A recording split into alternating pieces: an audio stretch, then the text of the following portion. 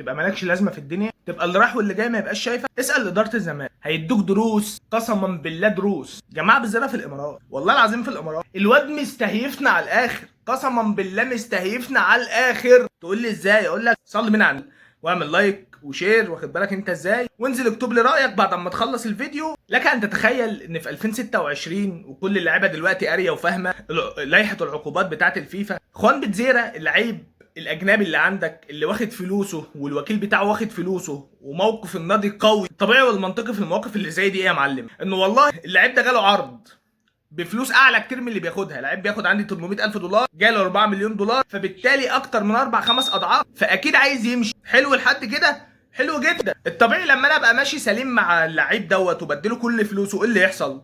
اللعيب يجيب لي العرض يقول لي اتفضل انا عايز امشي، بينه وبينه كده. طيب افرض انا رافض، اللعيب ما يسجرش او لا يجرؤ انه يمشي او يهرب، لانه يعلم تماما انه وانس عمل كده هقضيه واشتكيه واقعده في بيتهم وهبطله كوره وهيدفع غرامه كبيره جدا. ولك مثلا في موضوع كهربا حاجه زيها مثلا، والراجل دفع رقم خرافي وقتها، صح ولا لا؟ صح جدا. فمش من المنطقي ان اللعيب يبقى في الموقف ده ويساومك، الا لو انت هفيه. اقسم بالله انا ما لاقي لها غير كده. يعني ايه لعيب انا بقول ان انا مديله كل مستحقاته والدنيا تمام، ويروح برضه الامارات وهو كده كده عارف ان انت يعني النادي الزمالك اخره كده كده بيفحر عشان بدل 4 مليون يبقى 6 مليون دولار، وكده كده نيه البيع موجوده والدنيا والبتاع. عارف ده لو حصل؟ سيبك بقى من بزيره، وسيبك انه اما نتكلم في الجد ان الراجل ده على الصعيد التكتيكي والصعيد الفني هو 70 80% من قوه الزمالك الهجوميه، عشان بس ما نحورش على بعض. سيبك بقى من الحته دي، وسيبك من الموسم الجاي، وسيبك من دوري الابطال، وسيبك من اي حاجه. انت بتتكلم في اسم الزمالك. انت ايش ضمنك لما تبيعه 6 مليون والنادي شباب اهل دبي ده عرض 4 مليون؟ انت ايش ضمنك في يناير الجاي ده وانت عندك ايقاف قيد تاديبي؟ محمود بن تايك مثلا ما يتالقش يجي لك في يناير يقول لك طب انا رايح فرنسا بقى ايه اتفسح والدنيا حلوه في الاجازه، واخد بال حضرتك انت ازاي؟ وما يجيش يقول لك انا عايز اتباع ويعمل نفس الفصل تاني. محمود بن تايك واي حد بقى، ما خلاص ما انت بقيت ملطشه.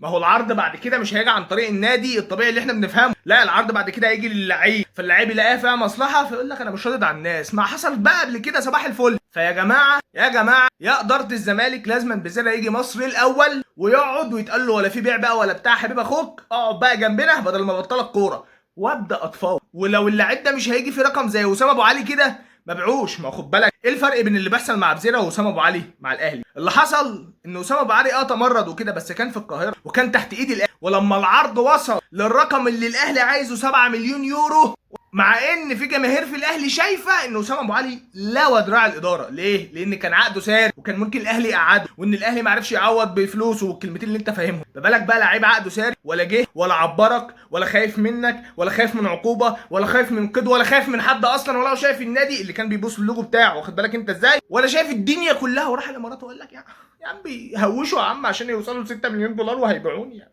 يا صباح اللي بتغني ايه ده؟ تبص على الجنب الثاني تلاقي عبد الله السعيد لعيب عنده 42 سنه. يا كابتن عبد الله احنا اللي عندنا عنده 42 سنه ده بنطلعه في الاسانسير عشان السلم خطر على ركبه، فاهم حاجه؟ اتفرج عليه الموسم اللي فات، انت عارف ان الراجل بعد الدقيقه 60 واقف في الملعب وبنزق فيه، وده برضه عبد الله السعيد ونجم مصر ونجم الفريق واحسن بلاي ميكر وبتاع ومش عارف ايه. هو انت خدت جائزه احسن بلاي ميكر دي عشان عبد الله؟ لا عشان الزمالك يا ريس. فيجي واحد يقول لك انا مش جاي المعسكر الا فلوسي.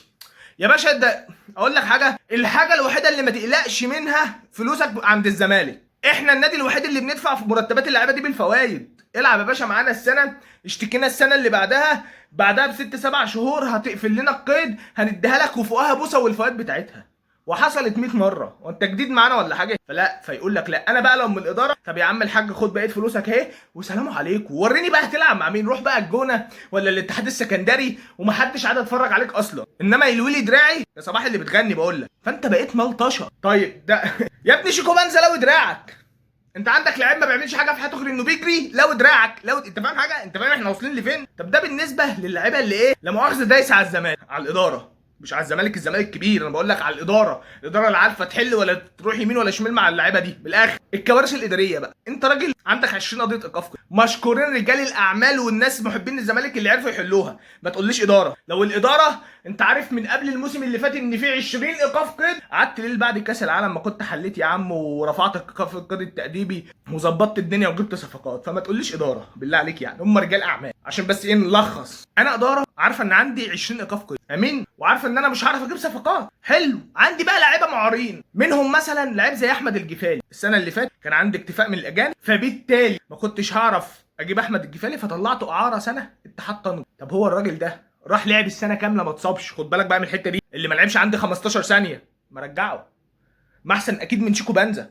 ما هو ده بقى عادي لان ده على قوتي، فلا اقول له خد فسخ الدنيا البتاع، روح بقى شوف حالك. النصيبه السودا بقى ايه؟ هتدفع له فلوس، ما هو انا اللي فاسخ له، فهديله الفلوس بتاعته كمان. يعني لا لعب عندي ولا استفدت بيه ولا مليت بالقايمه حتى، قال يعني من كتر الاجنحه اللي عندي انا، واخد بال حضرتك انت ازاي؟ اتخذ وقت في موضوع الجفالي ده. واحد اتنين بقى، انا سواق لعيب صغير بيشبهوه شيكابالا. انا واحد من الناس اللي اتفرجت على ماتشات كاس الرابطه وشفته لما عمل الكره اللوب في سموحه، قسما بالله ما كنت مصدق ان في لعيب عندنا بيقف على الكره كده وعنده ستايل وبتاع. قلت الواد ده مستحيل. اقول لك حاجه، شيكابالا يا جماعه انت فاهم حاجه، ستايل دولي يعني. فنتفاجئ كلنا قبل الموسم ان اللاعب بينزل ستوري ان الاداره قالت له خد يا ريس اتكل على الله، اتكل على الله.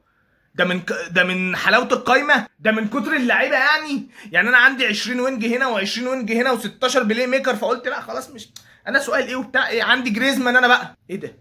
يعني لعيب بيلعب مكان بيزيرا، بيلعب مكان عبد الله، بيلعب 8 بيحل لي في كل اماكن الملعب، وحط بقى تحت كلمه حريف دي 100 خط، وحريف وحريف، واخد بالك انت ازاي؟ اقول له لا اتكل على الله. طب الموسم الجاي لما يبقى نجم الاتحاد السكندري ارجع انا بقى ساعتها، من هو المسؤول عن رحيل انا سؤال بهذه الطريقه؟ احنا بقى شاطرين في ايه؟ في الخيابه بقى بعد ما يبقى نجم. اللي انا سرحته فري ده محمد عاطف، لعيب صغير تاني، حط بقى تحت صغير دي، لعيب صغير مقدم موسم جامد جدا مع طلائع الجيش، جايب اجوان في الاهلي، عامل موسم حلو قوي، ما قعدش على الدكه تقريبا، كان شايل فرقه الجيش. اسيبه اجي انا بقى كاداره وانا محتاج ونجاه، وانا الوينج الوحيد اللي عندي، انا اسف يعني، قلع الجزمه كده وحطيتها على الترابيزه قدامي، مش شايفني يا ريس، واخد بالك انت ازاي؟ ما تجيب يا عم محمد عاطف ده وادب بزياده واقعده واعرفه ان اقل لعيب في الناشئين هيلعب عليك يا باشا، وما فيش الكلمتين دول، وانا الزمالك في الاول وفي الاخر. لا جدد اعاره محمد عاطف يا عم، احنا عندنا ونجات كتير، يا ريس، جدد اعاره محمد عاطف سنتين كمان. ايه ده؟ مين بيخطط للنادي ده يا جماعه ومش عايز جون ادوارد يمشي؟